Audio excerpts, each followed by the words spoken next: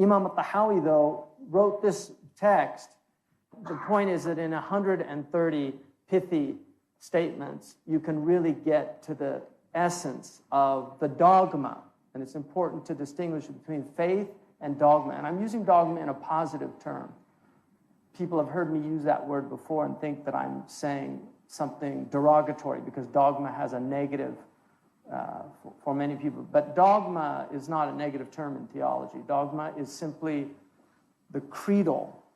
It's what we call aqeedah as opposed to iman. And there's a difference between aqeedah and iman. You can have perfectly sound aqeedah and very little iman.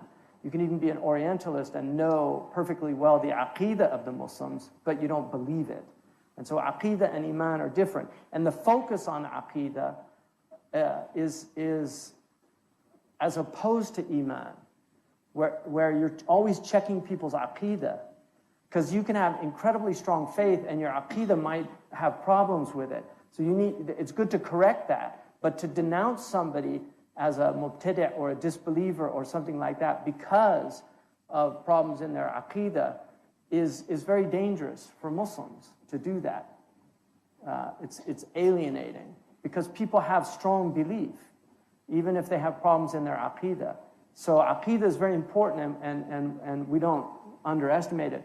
But there's a lot of people that use it today as a kind of bludgeon, as this hammer to smash other Muslims with. And that's a serious problem. But the study of aqeedah for the ulama was a vast study. And many of our great scholars were great theologians. But this is a simple creed. It can be learned in a relatively short time. People have kind of attacked me for saying you can learn Aqeedah in 5 minutes. And obviously that's called hyperbole.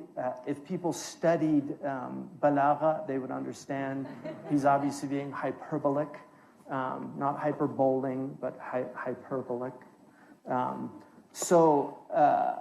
But the point is, if you know Surah Al-Ikhlas, you have a solid foundation for Aqeedah.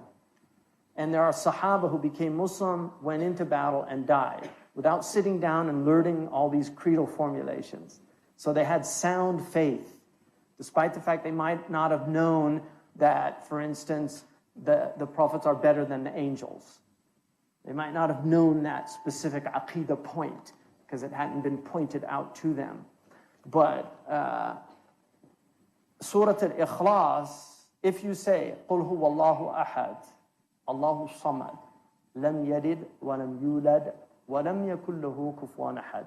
Surah Al-Ikhlas تنفي ثمانية أشياء من الكفر. It negates 8 things from kufr.